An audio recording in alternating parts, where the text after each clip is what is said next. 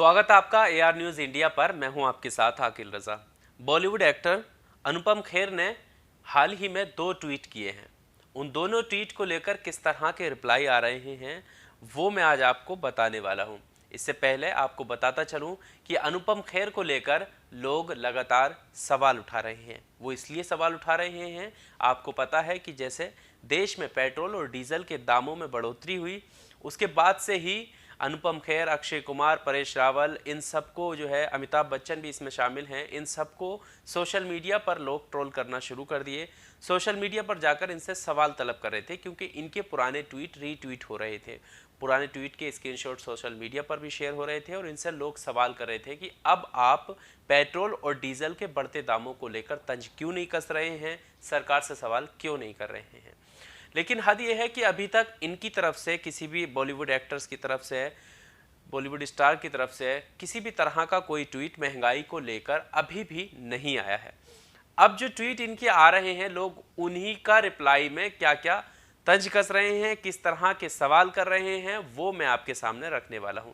सबसे पहले मैं चाहूंगा कि आप अनुपम खेर के वो 2 ट्वीट देख लीजिए और उसके बाद मैं उनके रिप्लाई की बात करूंगा। ट्वीट आपके सामने है। एक ट्वीट में वो कह रहे हैं कि याद रखना, अक्सर वही लोग हम पे उंगली उठाते हैं जिनकी हमें छूने की औकात नहीं। उसके बाद ट्वीट करते हैं और लिखते हैं कि जो सुख में साथ दे वो रिश्ते होते हैं, जो दुख में साथ दे वो फरिश्ते होते हैं। ये 2 ट्वीट हैं। सबसे पहले हम आखिरी ट्वीट की बात कर लेते हैं, उसके बाद उससे पहले वाले ट्वीट की बात करेंगे। आखिरी ट्वीट है जो आपने देखा, जो सुख में साथ दे वो रिश्ते होते हैं, जो दुख में साथ दे वो फरिश्ते होते हैं।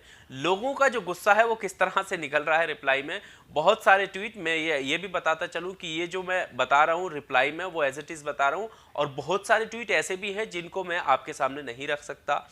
जो ट्वीट मैं आपके सामने रख सकता हूं, जो जिस ट्वीट के रिप्लाई आपके सामने रख सकता हूं, सिर्फ वही रखूंगा। तो ये आप देखिए, पहला शिल्पा राजपूत भारतीय रिप्लाई किया, और जो अवार्ड और टिकट के लिए तलवे चाटे वो चाटुकार होते हैं।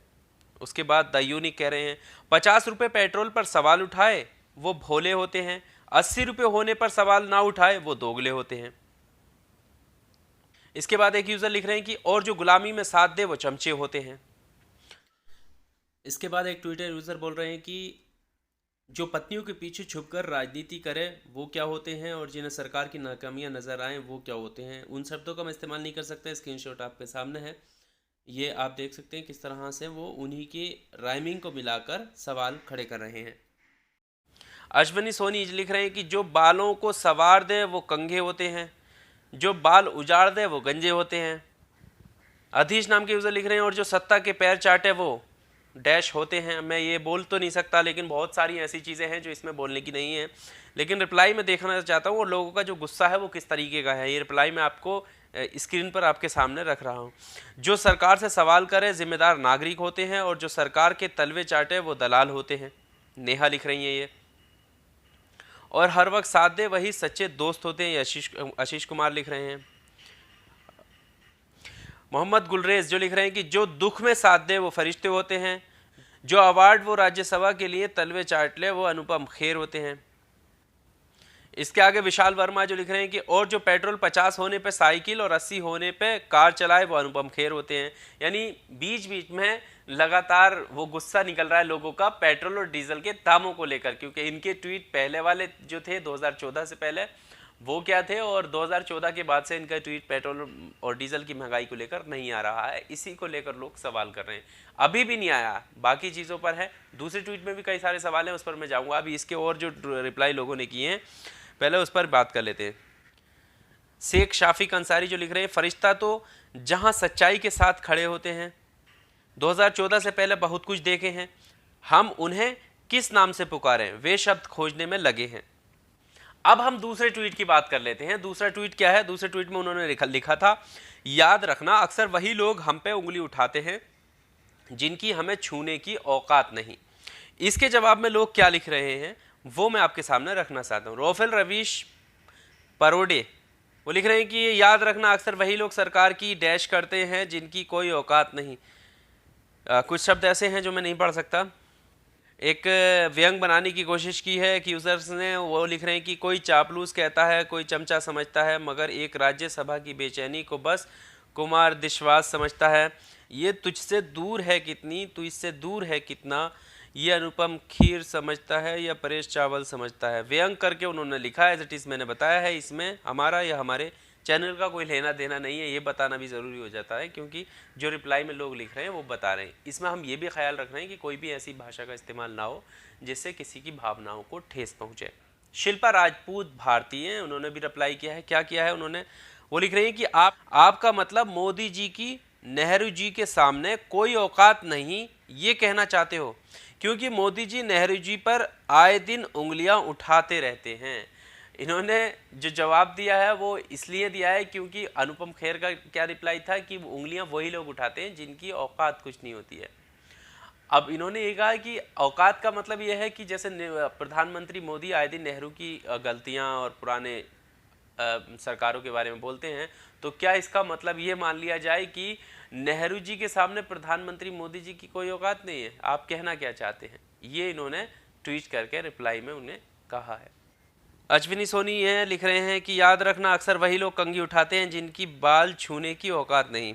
याद रखना अक्सर वही लोग दिहाड़ी पर भौंकते हैं इनके उनके ट्वीट में जिनके पास कोई काम धंधा नहीं और भौंके। इस तरीके के जो वो है रिप्लाई वो आपको दिखा रहा हूँ। जिया खान ने लिख रही हैं, याद रखना अक्सर वही लोग कंघी देखकर ललचाते हैं जिनके सर पर बाल नहीं होते। तो ये अनुपम खेर के लेटेस्ट 2 ट्वीट थे जिनके रिप्लाई मैंने आपको दिखाए। उसमें कुछ रिप्लाई ऐसे भी थे जो मैं आपके सामने नहीं रख सकता था। बहुत से रिप्लाई में उनकी तारीफ भी की गई थी कि बहुत अच्छा आपने लिखा है। जो उन्होंने पंक्तियां लिखी थी रिश्ते फरिश्ते वाली, उसको लेकर बहुत से लोगों ने तारीफ भी की है वाह वाह करके। तो वो ट्वीट आपने सोचा हो कभी नहीं दिखाए, तो वो मैं बता देता हूँ, क्योंकि वाह वाह ट्वीट करके क्या दिखाऊँ आपको। जो लोग सवाल कर रहे हैं वो सवाल के स्क्रीनशॉट मैंने आपको दिखाए हैं। आपको याद होगा कि ये लोगों का गुस्सा किस लिए निकल रहा है। जैसे मैंने आपको स्टार्टिंग में बताया कि 2014 से पहले जो उनके ट्वीट थे उनको लेकर लोग गुस्सा हैं। 2014 के बाद से उनके ट्वीट क्यों नहीं आ रहे हैं, ये लोग सवाल कर रहे हैं, उन पर आरोप लगा रहे हैं। वो बहुत से लोग ये सवाल करते हैं कि आप भक्ति में डूबे हुए हैं, आप सरकार से सवाल नहीं करते हैं, जबकि आपको बोलना चाहिए महंगाई के खिलाफ, जैसे कि पहले बोला करते थे। इस सरकार में आपको क्या दिक्कत है जो नहीं बोल पा रहे हैं महंगाई के खिलाफ? इस तरीके के सवाल उठते रहते हैं। साथ ही साथ आपको ये भी बताता चलूं कि इसमें और भी जो नाम है बॉलीवुड स्टार्स के, जिसमें अमिताभ बच्चन, अक्षय कुमार, परेश रावल जैसे लोग हैं, इन लोगों को लेकर भी ट्रोलिंग लगातार चलती रहती है इनकी। सोशल मीडिया पर इनसे सवाल पूछे जाते हैं। अमिताभ बच्चन का अगर कोई ट्वीट आता है तो अगर आप उस ट्वीट के रिप्लाई में अगर आप जाएंगे तो बहुत सारे सवाल सरकार से जुड़े हुए पूछे जाते हैं कि आखिर आप क्यों नहीं बोल रहे, क्योंकि उन्होंने भी उस दौरान 2014 से पहले जब यूपीए की सरकार थी, डॉक्टर मनमोहन सिंह देश के प्रधानमंत्री थे, तो उस वक्त उनके ट्वीट आते थे और तंज कसते थे वो पेट्रोल और डीजल की महंगाई को लेकर। अमिताभ बच्चन की मैं बात कर रहा हूँ। अब उनका कोई भी ऐसा ट्वीट नहीं आता है, तो बहुत सारे सवाल लोग करते हैं। वहीं अक्षय कुमार की अगर हम बात करें तो अक्षय कुमार को लेकर भी लोग सवाल लगातार खड़े करते रहे हैं। और अक्षय कुमार का तो इंटरव्यू भी है जिसको लेकर लोग सवाल खड़े करते हैं कि अब आप इंटरव्यू क्यों नहीं ले रहे, कम से कम आप पूछ लो, आम का सीज़न भी है। अक्षय कुमार ने बहुत सारे ट्वीट डिलीट भी किए हैं, ऐसा भी लोग कह रहे हैं, क्योंकि मिल नहीं पा रहे हैं जो पुराने ट्वीट हैं। कुछ लोगों के पास उसके स्क्रीनशॉट हैं, वो सोशल मीडिया पर शेयर हो रहे हैं अक्षय कुमार के। तो अक्षय कुमार ने अभी तक कोई भी इसको लेकर ट्वीट नहीं किया है, महंगाई को लेकर, किसी भी चीज़ को लेकर। वहीं परेश रावल भी पूरी तरीके से खामोश हैं।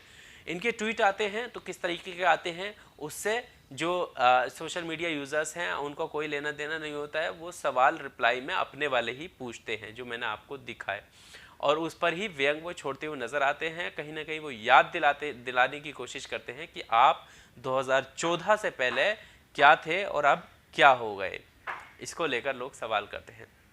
आपको इस वीडियो को देखकर और वीडियो में लोगों ने जो रिप्लाई किया है अनुपम खेर के ट्वीट को लेकर, क्या कहना चाहते हैं? आप अपनी राय कमेंट बॉक्स में हमेशा की तरह ज़रूर रखिए। वीडियो अगर आपको अच्छा लगा हो तो वीडियो को लाइक कीजिए, और अभी तक अगर हमारे चैनल को आपने सब्सक्राइब नहीं किया है, आप नए आए हैं, तो हमारे चैनल को सब्सक्राइब करना ना भूलें। बहुत शुक्रिया।